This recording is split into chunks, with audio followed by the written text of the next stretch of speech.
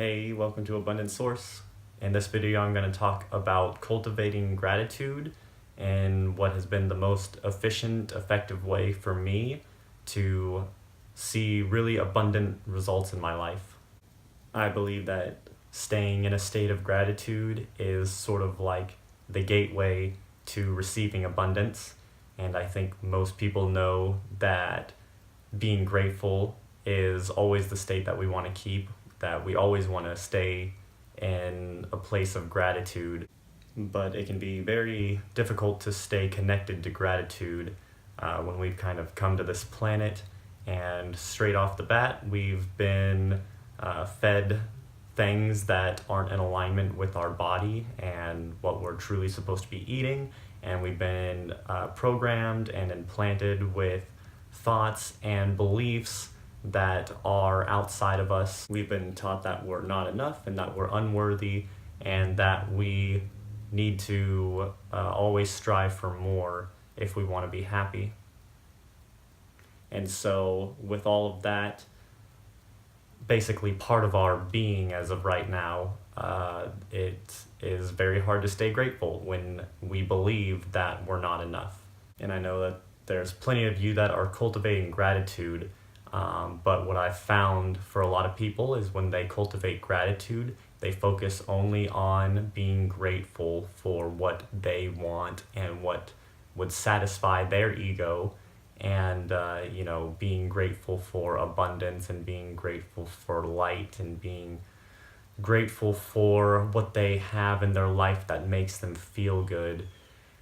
And I think a lot of people cultivate this as their belief and as their practice, and I've done it as well, and I found that for me it's been more effective in my life to also incorporate gratitude for the things that make me feel uncomfortable, the challenges, and also very important is my whole worldview and how I see certain things that we've been programmed to believe are wrong and out of alignment, and maybe they are out of alignment, but when you kind of come into realization that Earth is basically just an accelerated learning school for how to increase your vibration, how to face your fears, how to let go of reactions, then you kind of start to see the bigger picture and go, oh wow, I am grateful for all these things that are teaching me to be non-reactive, that are showing me my triggers and my reactions, and that are showing me my false belief systems that have been programmed into me, and showing me everything that is still in me that keeps me disconnected from love and gratitude and abundance and harmony. And then you can become truly grateful for the things that most people, and maybe just you specifically, find to be so-called wrong in the world. And that's typically the most difficult thing to be grateful for, is the things that we believe are wrong and should be different. And cultivating gratitude for those things is going to be the most beneficial thing for you. It's so easy to cultivate gratitude for what we have and what makes us feel good, but it's very difficult to cultivate genuine gratitude for things that make us feel uncomfortable and that our ego doesn't want. And those are the things that really need to be looked at. Those are our fears that we've come here to basically eradicate, because just like detoxification for our physical body, and when we're dealing with food and health, it's not so much what you put in your body, because our bodies are perfect. They're working 24/7 around the clock to detoxify, to get back to homeostasis, to get back to wholeness, and you're always going to be complete and whole if you just allow your body to do its thing. It's more about what you don't put in, and also it's about eliminating what we put in that doesn't belong. And so the fears are like cooked food, and they just don't align or belong in a living biological system. And so just like toxins keep us disconnected from our true health and feeling connection to our true wholeness, so fear and all these other emotional attachments and emotional aversions keep us disconnected from what's already here, what's already happening. We are always in the moment. We're always connected to God. We're always connected to the source of all things, and we're always swimming in pure love. It's just that we have these blockages in us that really hinder our ability to feel that connection, even though that connection is always there. And so I found it so much more beneficial, so much more accelerating for my own growth to cultivate gratitude for the fears. And, for example, I meditate a minimum of 2 hours every day. I meditate for 1 hour periods at a time, at least once in the morning and once in the evening. And after every 1 hour meditation, I always set aside an extra 5 minutes to cultivate gratitude. And it really helps. I just say that I'm grateful for whatever pops into my head. And for me, it's become a lot easier. I'm grateful for this body. I'm grateful for this health. I am grateful for murderers. I'm grateful for slaughterhouses. I am grateful for disconnection, and I am grateful for wholeness. And you just cultivate whatever pops up into your head. Be grateful for it. And there's going to be many times when it's going to feel uncomfortable to say that you're grateful for something, because you have a belief and a trigger around that thing. And so for you to say, I'm grateful for slaughterhouses, either you're not going to want to say it at all, or when you do say it, it's not actually going to resonate with your being. And that's when you know that you really need to find a way to figure out how to be grateful for this thing and to release your beliefs and your triggers around it. Because everything physical that we see is just a tool and a learning device for our mind. It's all created by our mind. We are here living in this, holographic world created by our mind to help teach our mind to let go of this physical, thing that doesn't even really exist, that doesn't really even matter.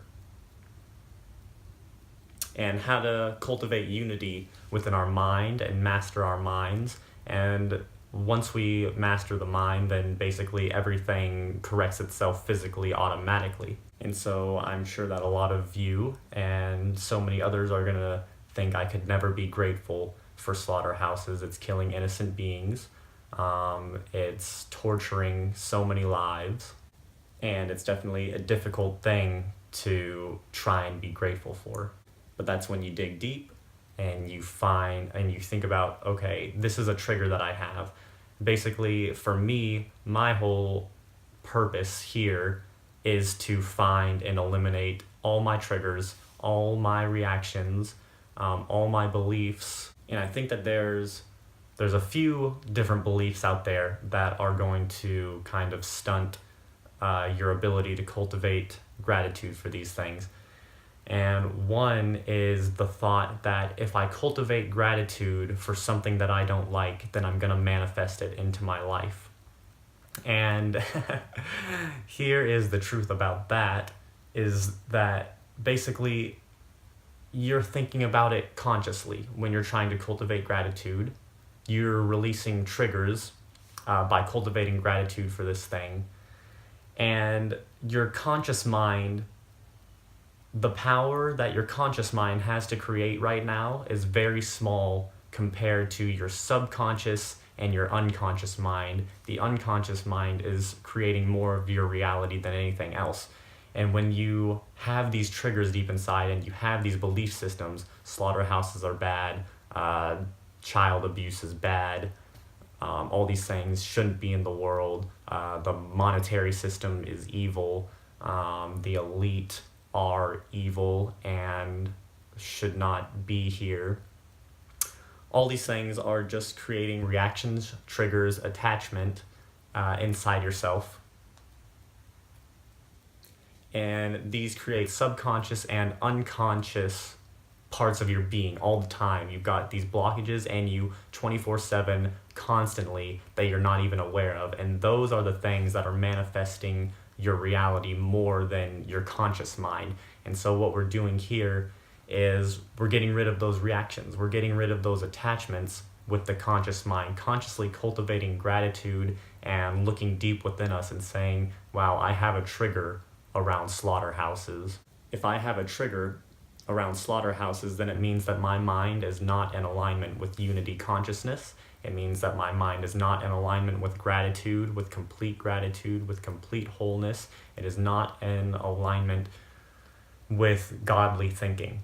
So I've found that if we correct this in our mind, we cultivate gratitude and we cultivate other practices and letting go of certain beliefs that actually bring these beliefs and these attachments and triggers and whatever else from the unconscious mind, which are storing itself and manifesting itself physically in our bodies. And we bring that to the surface, to our conscious mind, and we just acknowledge it, and we say, I do have this trigger, and we actually work on it and think of reasons why we're grateful for it. I'm grateful for it because it's showing me my reactions. It's showing me what I have left to work on. It's helping me to remain non-reactive. It's helping me to remain calm and peaceful and loving throughout my life. And I think there's a lot of people that think if I let go of my resistance to these evil things, then that's almost going to make me a bad person. Like, I should feel shame and guilt around this.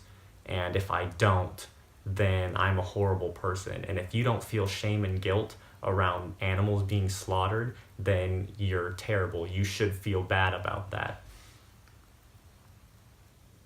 And so that's another very prevalent idea or belief that I see in a lot of people that really holds them back from feeling peace in their life.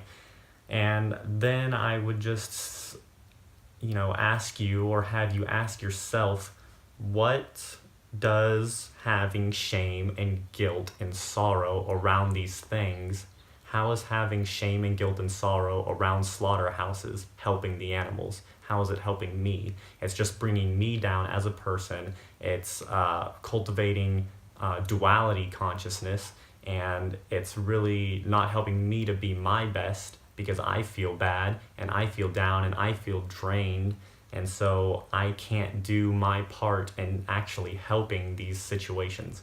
And when we cultivate gratitude and we cultivate peace, complete peace within ourselves around all these things and release all of our triggers, then we actually we're basically able to flow with the will of God, and it's going to take us wherever we're needed, and it's going to have us do whatever we need to do to correct and realign what is in alignment with divinity. And so people are afraid that if they give themselves up and let go of everything, then they're never gonna, help the world or something. And I feel like it's the opposite. When you let go and you surrender and you actively work on letting go and cultivating gratitude for your triggers, then you will be able to just sit in the flow of life, and you'll be able to do everything that you came here to do in the most efficient way possible. And you're just going to have such a bright light to shine and to share, and people are going to be inspired, and that will actually bring about real change in the world. So when you're thinking about things that are difficult for you to be grateful for, that you have triggers around, for me, a big one was circumcision. And I feel like I have pretty much no reaction to circumcision anymore. And I've cultivated that gratitude. I'm grateful for being circumcised. I am grateful for the circumcision of all beings that have ever been circumcised. I'm grateful for all the young children that are getting circumcised right after birth. And I know that that probably sounds horrible, but like I said, when you come more into unity, cosmic consciousness, and you start to see the bigger picture that these beings are coming here for learning, these beings are coming here to experience these things, and God doesn't make mistakes. This is all part of the plan for our accelerated vibrational growth, and I promise you, God did not screw up when everything was created and the direction that we're going. This is all for a purpose. This is all to help us get us back into alignment. And so with these realizations, it's so much easier to cultivate gratitude for these things. Because I've cultivated gratitude for circumcision, I no longer get triggered and reactive and like in my mind in a mental space around circumcision whenever it gets brought up. And I feel peaceful and I feel aligned all the time, even when these things get brought up. And then I can show others to do the same. I can be an example of peace and harmony and unity. And that's what I personally wish to see everyone cultivating.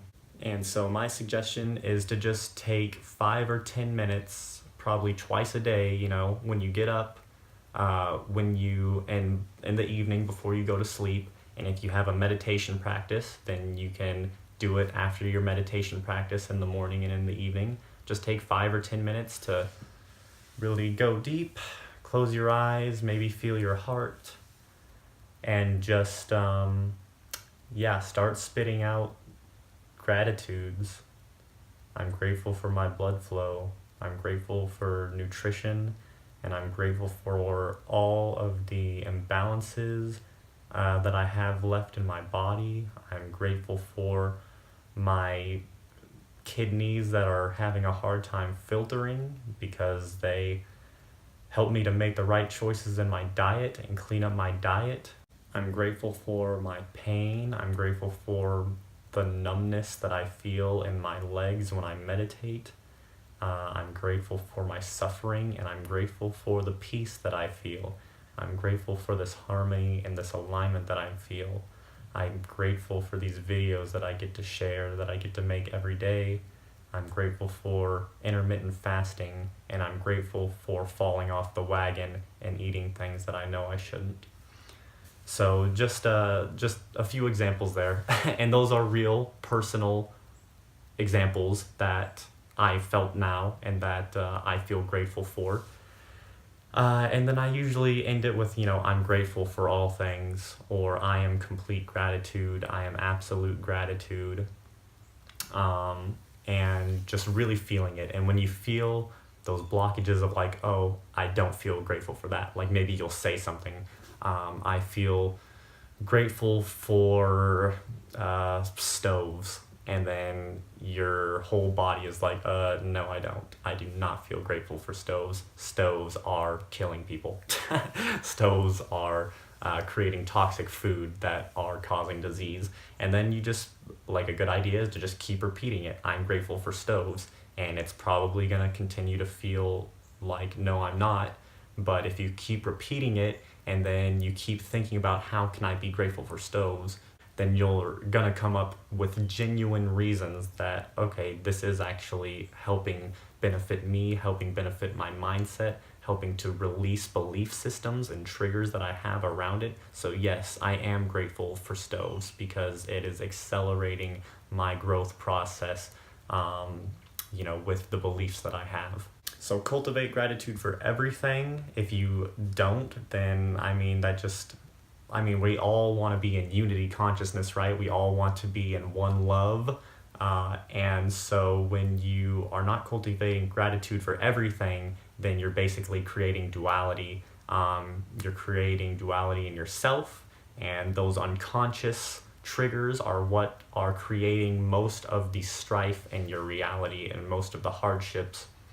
And so you really want to bring it to the light, face your fears, and realize that your fears are really just what's unknown to you. It's scary because you don't know. It's uncharted territory, and so you're afraid to go outside your comfort zone. But once you do go outside your comfort zone and you look at your fears, you realize that there was actually nothing to be afraid of at all in the first place. And then that will correct your mind, which will automatically correct your physical reality, your structure. You'll start to just miraculously heal parts of your body that have been maybe pestering you for a long time, and you'll feel more abundant, and like more abundance is just flowing into your life. So I really hope that that was helpful, and that you try it out for a while and see the results, because I know I've been benefiting and seeing results in my life from cultivating gratitude in this way. And yeah, I think that's going to be it for now, and I'll just talk with you in the next video. Thank you so much.